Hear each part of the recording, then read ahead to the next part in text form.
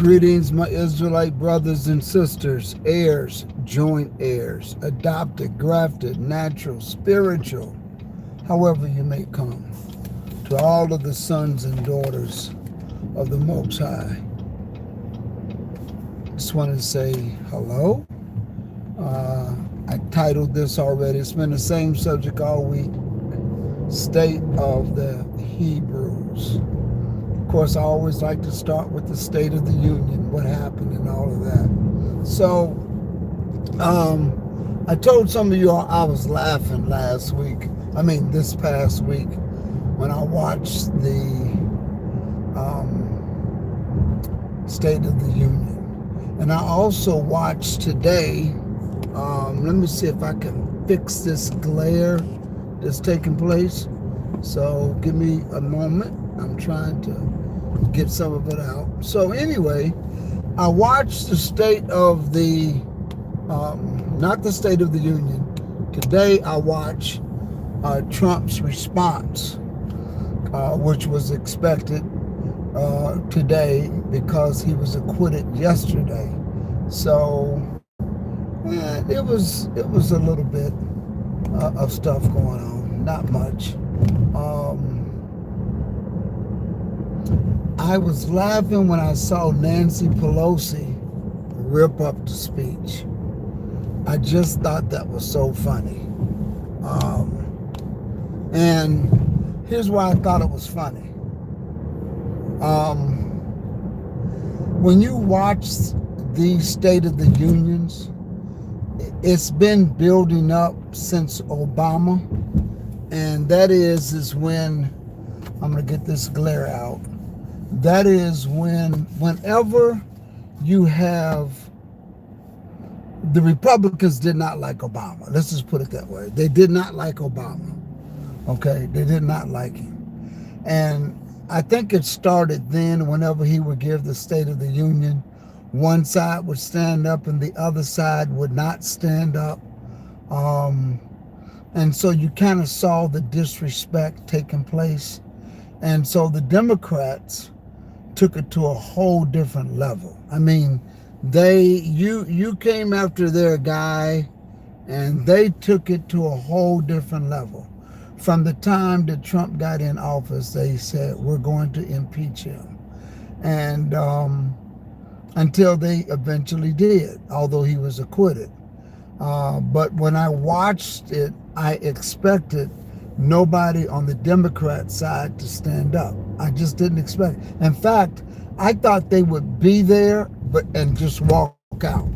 And I understand that after a while, some started to walk out, but the cameras didn't show it.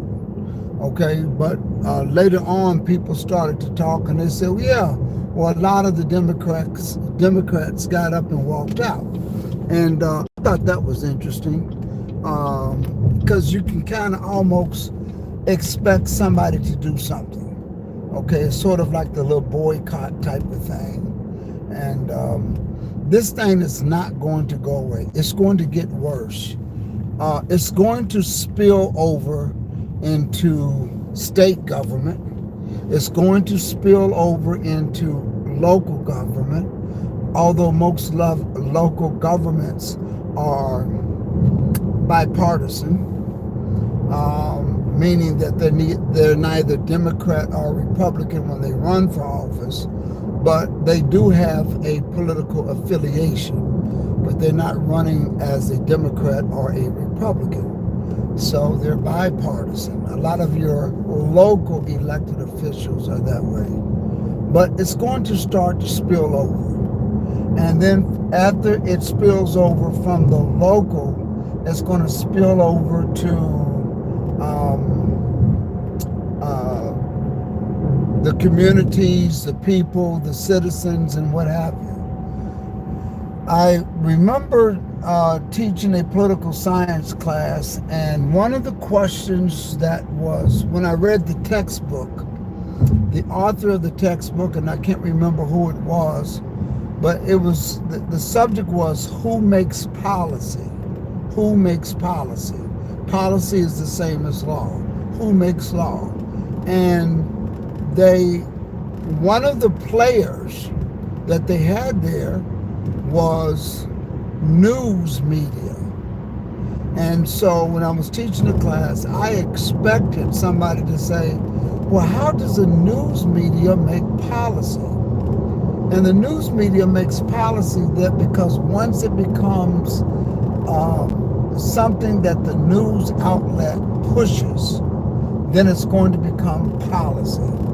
Case in point, when Nicole Brown Simpson was murdered, they went into the times that she called the police for domestic violence on O.J. Simpson. And back at that time, because it was domestic violence, husband, wife, parents on children, there was really nothing the police would do.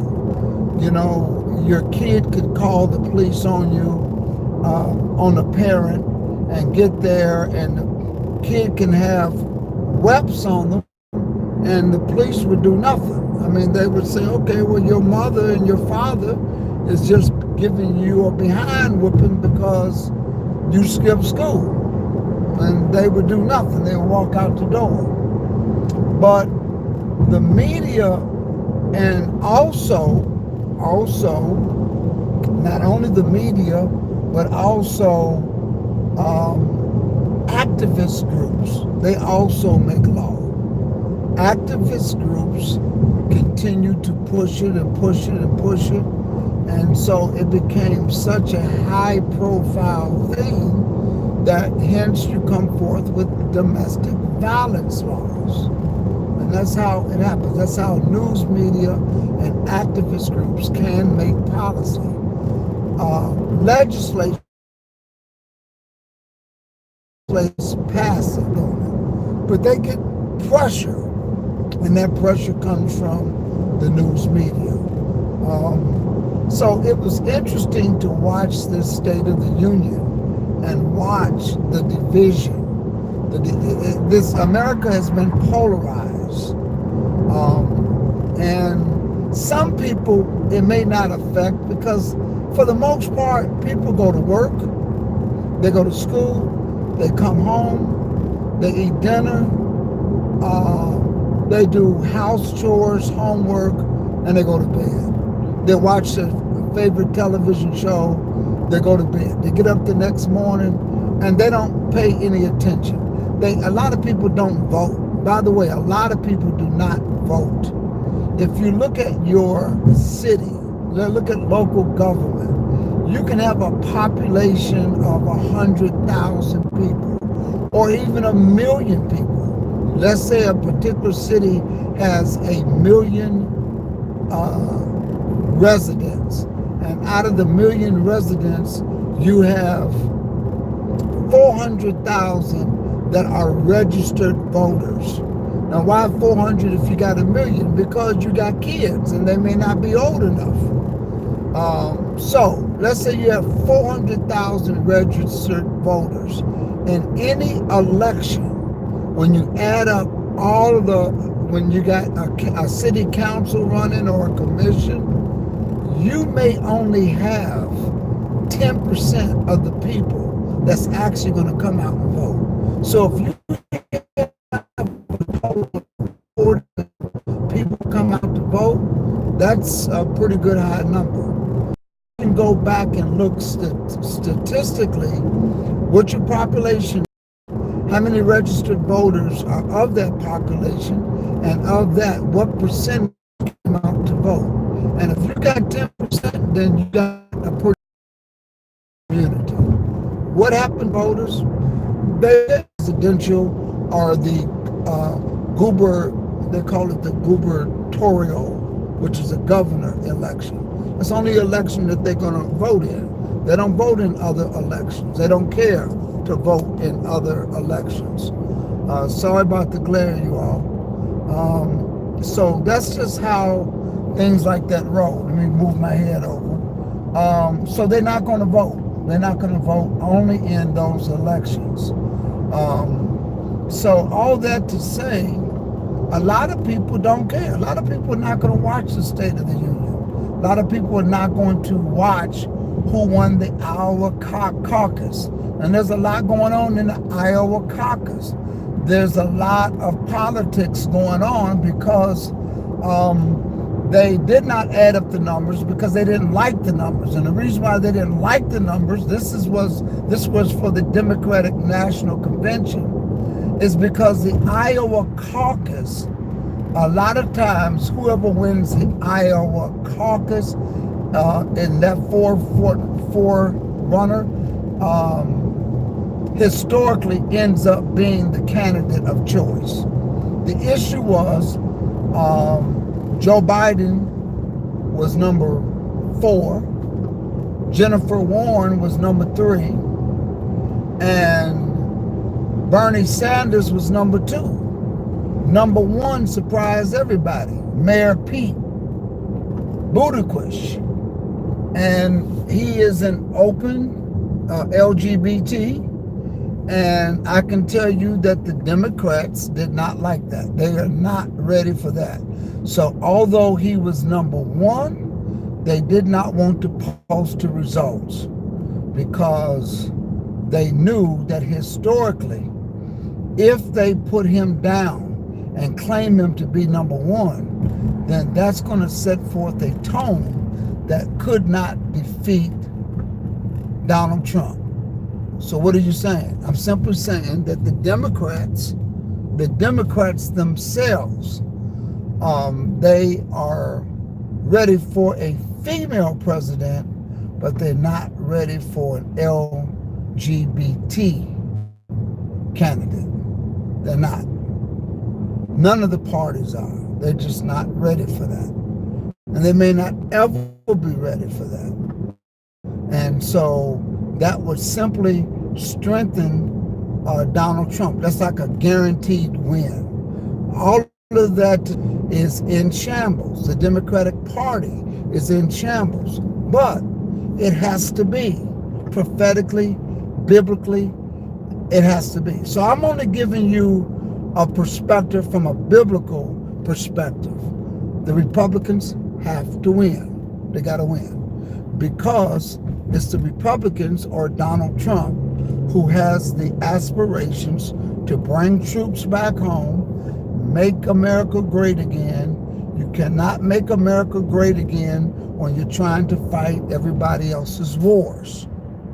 And Russia and China must supersede, and Turkey, in the Middle East. And the only way to do that is America has to pull out. In order for that, I think it's in Revelation, it says that there was going to be the army that comes from the bottomless pit, okay? Well, that army is not, they're not demons, they're really real people. And that army is the same army that's going to go over in Zechariah the 14th chapter. That's the same army that is going to use a chemical, well, actually the chemical warfare is used by one side that sparks the other side to really come out and strike hard. I'm going to do a lesson on that so you can understand what I'm talking about. But in order for these things, the pieces of the puzzle to actually take place, how you doing, Sheila? How you doing, Rodney? In order for those places, Mark, Kelly, how you doing, Laughter? In order for those things to take place, Donald Trump must be in office. He must be in office. Why Donald Trump? Because Donald Trump's whole platform was about making America great, bringing resources back home. And America must bring troops back so that those other 3 can strengthen themselves. So that's just Bible, that's just scripture. And so when you see it, it's taking place. So when people don't understand it, some people say, are you for Donald Trump? I'm not for nobody. I'm just telling you what the scriptures point to and how things have to unfold. And I laugh because when you see that there must be a division, when you look at what divides us is child acts, childlike acts that you would not expect to see from grown adults. So that's why it's funny to me. That's why I laugh. You know, when you tear up a speech, and then Donald Trump knew that she was going to stab him in the back. So he just didn't shake her hand, because he says, I'm not going to shake her hand. Then she was going to still tear up the speech.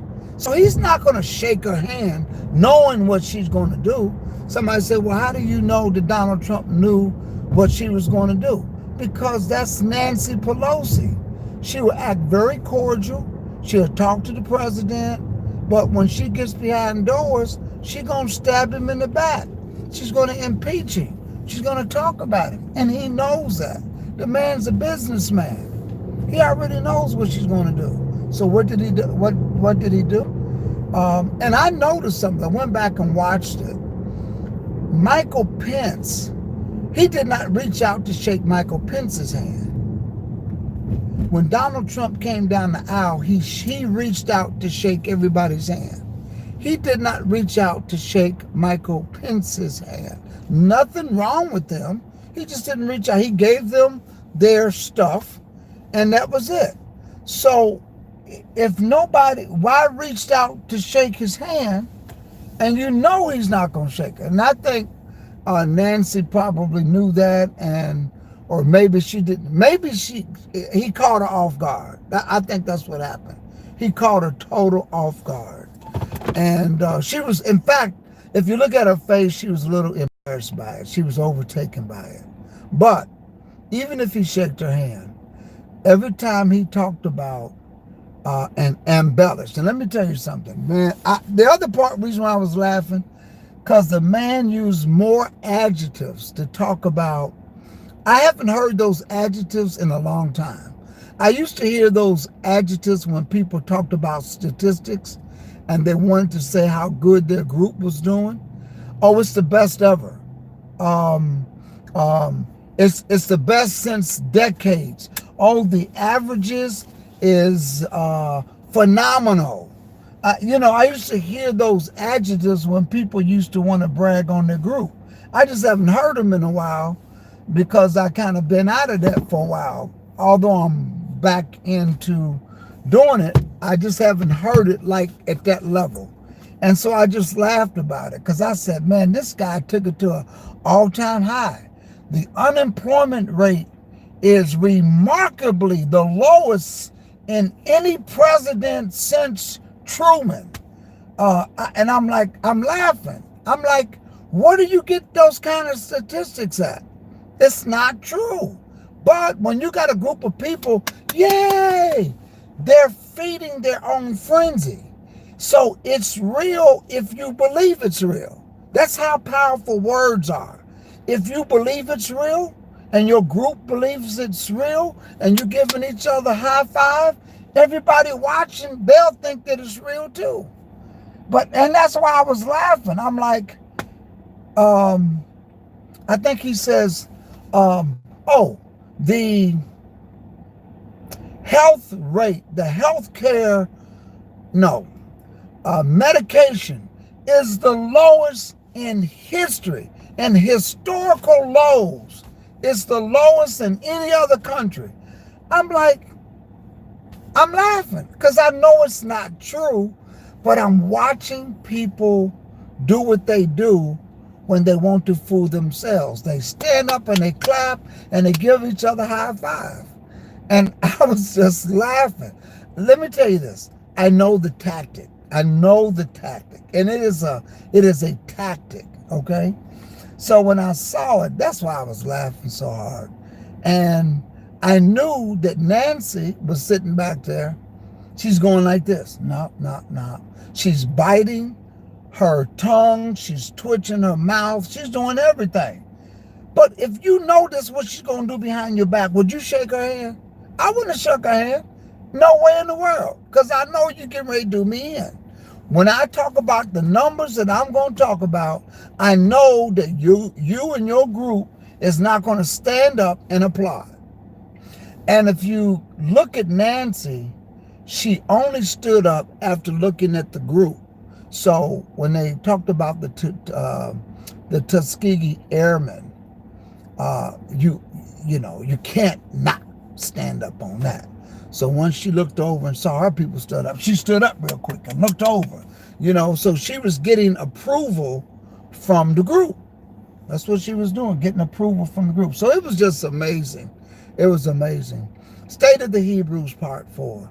Listen, no matter what the statistics say about what's happening across everybody else, numbers, interest rates, medication prices, healthcare prices, it doesn't matter how phenomenal, real, aspirational those goals are. Our numbers is still the same. You're still number one in all manner of diseases. You're still number one in prison houses. None of that is ever going to change. Nobody's ever going to redeem you. This is a perpetual curse until the Most High returns. And that's the state of the Hebrews. It's just that quick. So I took all of this time and I took 45 seconds to just really clearly, plainly indicate what the state of the Hebrews are. And it's just that simple. Leviticus the 26th chapter, Deuteronomy the 28th chapter. That's the state of the Hebrews. It's not changing. The only person that can redeem us is us being in the land, facing Jerusalem, returning from our wicked ways, and repenting, and he will heal us as individuals, but never as a nation. The nation will be set up when the Messiah returns and set on the seat of David in Jerusalem. Brothers and sisters, that is the state of the Hebrews. Peace.